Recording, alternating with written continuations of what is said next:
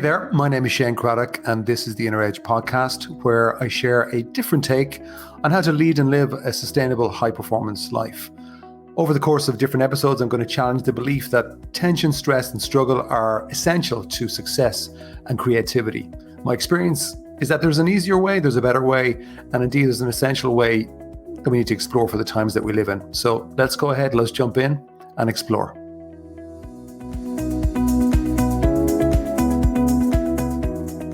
Hey there, welcome to today's episode. I'm going to explore just a little bit about something that is very powerful, very, very powerful actually, free to do, and it's available to everybody. But actually most people don't know about this, and so they don't use it.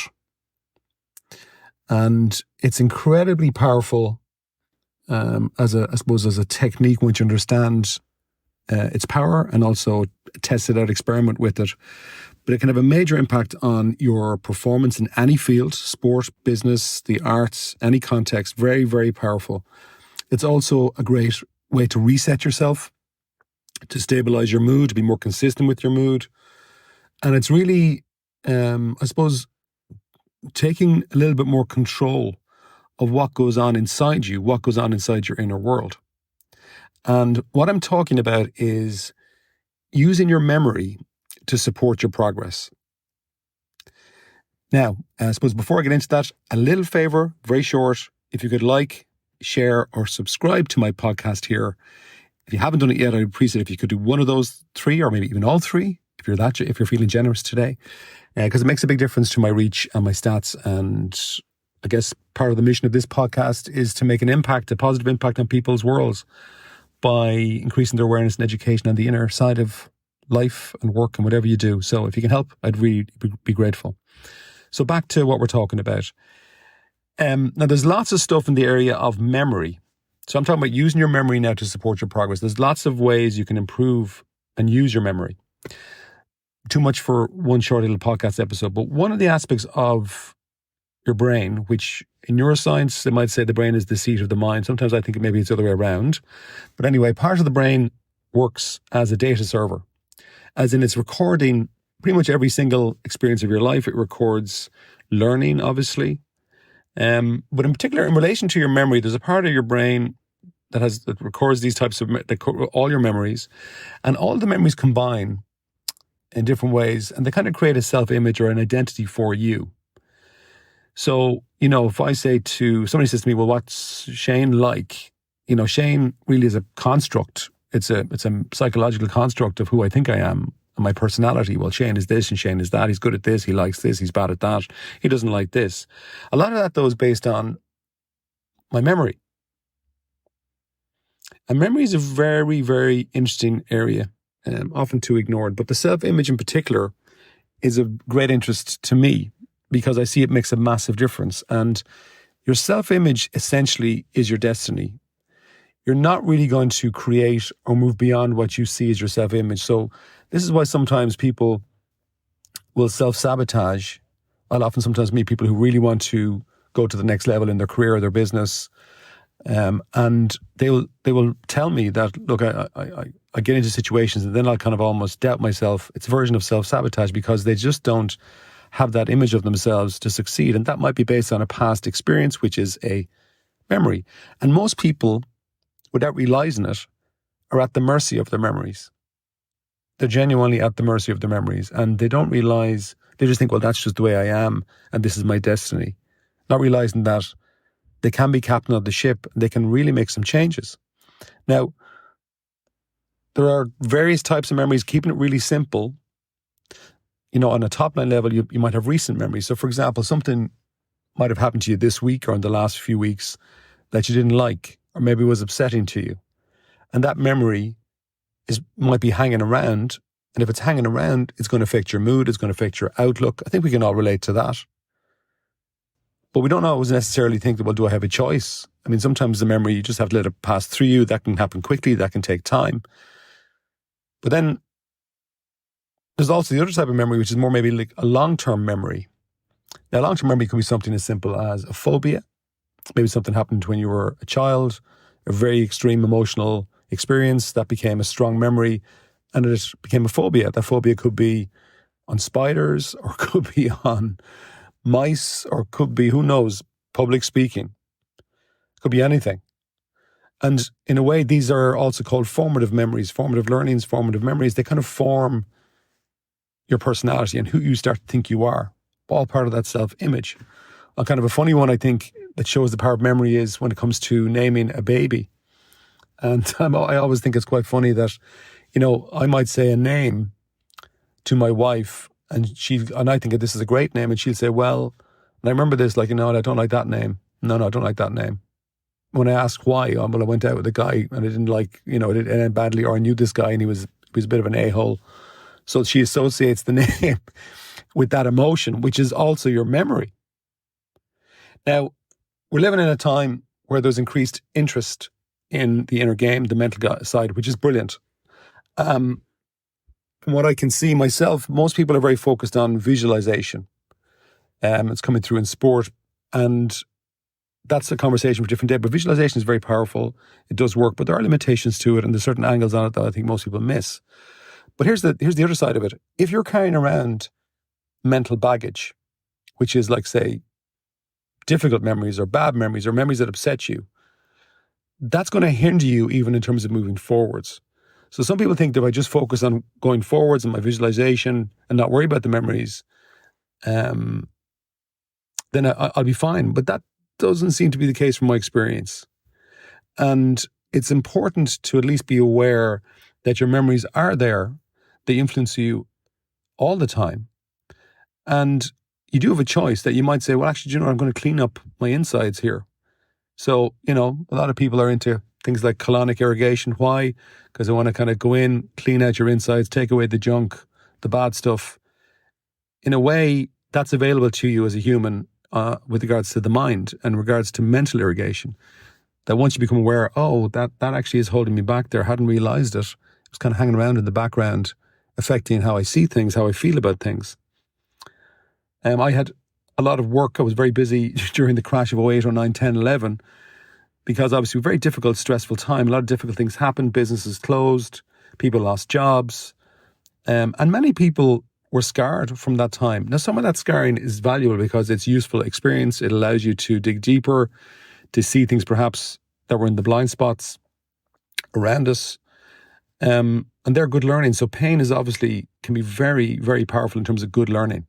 But if the memories hang around you, then you're going to be holding yourself back. And I've had many conversations and work with clients where you're kind of making them aware as I dig in, what's causing the doubt here? What's making you second guess yourself? And you realize, it's from a memory in the past where they're saying, am I going to make the same mistake again?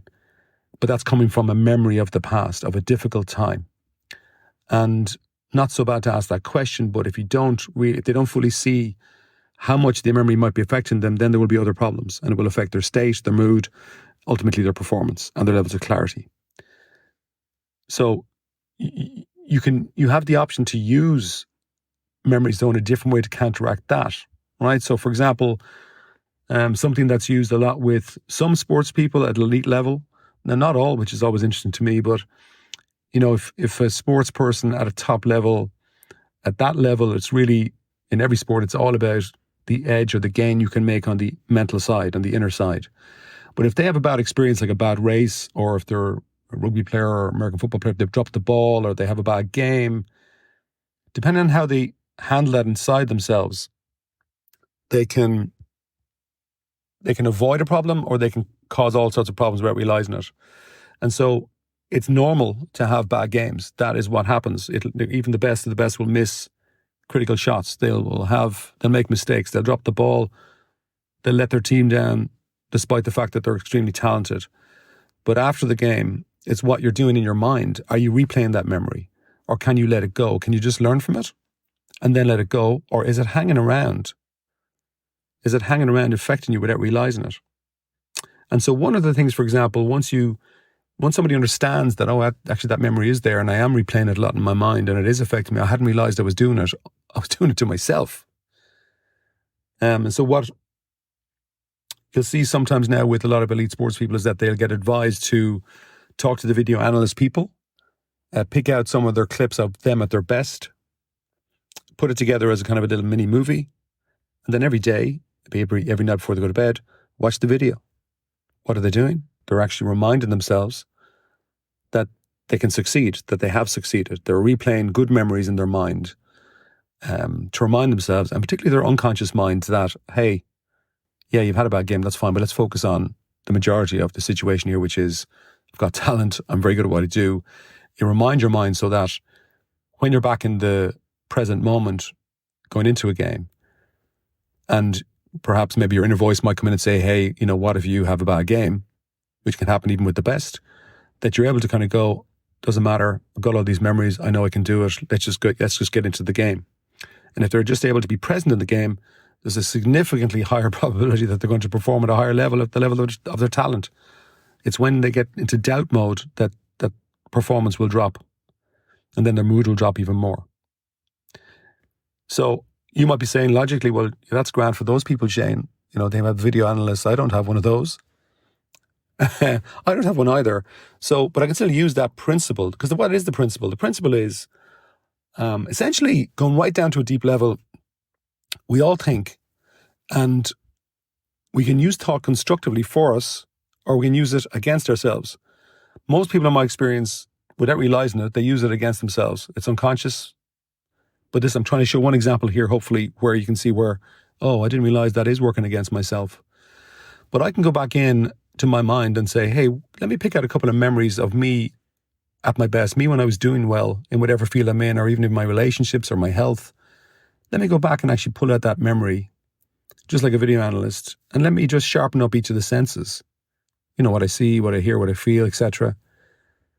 And I'm going to spend a little bit of time replaying that memory in my mind. Now, when I change what's in my mind, what I'm thinking, it affects how I feel, because your feeling is directly linked to your thinking. So how I feel, ultimately, the cause of it is my thought. So if I'm changing into a good memory, now I know I'm going to affect my state, my mood. And for me personally, and what I advise clients to do is every morning before the day starts, I think about the mood that I want to be in the day, and I will pick out a memory from my past that kind of lines up with that mood, that helps me set the tone for being more in that mood. That might be to be very calm, clear, relaxed. Maybe it's going into pitch mode. Maybe it's I have to make a presentation, or I'm doing a talk. Maybe I'm doing a workshop. So I will just use certain states from my memory, the mood and certain memory of the tone, and I will just play that in my mind in the morning before the day starts. And then I might go in and focus on maybe the goals in my mind for the day ahead. And that's available to you, and it's free. Now, I'll be going into this in a lot more detail in my new book, which I'm happy to say is going to be coming out now in the autumn, The Inner CEO. There's more to come on that, but it is exciting. Looking forward to it. A few months away, but we're just finalizing the cover now, and the interior is all set. And yeah, so it's an exciting time. But if you're interested if any of this strikes a chord, make a note. When the book's out, you'll definitely get a lot of value out of this particular section of the book. But coming back to you, what about you? I mean, it doesn't matter who you are. You can still use what I'm talking about here. And all you have to do is, just as an experiment for the next week even, just find one good memory that is perhaps you maybe in the zone or at your best, and spend a few minutes at the start of the day recalling that memory, just replaying it in your mind like a movie in all of the senses. It's something that I learned when I was looking to come out of my depression, and it was difficult to do this at that time. Very difficult. Much more difficult than it is now. But what I realized was, even then, it just helped a little bit. And as I've gone on, I've realized, it's not just about coming out of depression. This is now about performance. This is about getting you to your best. And again, once you can see it and experiment with it, it's incredibly powerful. And again, it's available to you because it's inside you. Very, very powerful. So I hope from this you will take some action and experiment with it for a week. And if you're up for it, let me know how you get on. You send me an email, support@shanecraddock.com, 1D. I'm not the quickest on email, but I will eventually reply. I'm always curious to hear what people think of the podcast. But in particular with this one, if you try the experiment, you will see a difference. I'm just curious, what difference will you see? And I mean, ultimately, what I'm saying here is, don't be at the mercy of your memories. Be the master of your memories. And that's available to everybody. That's it for today. Ciao.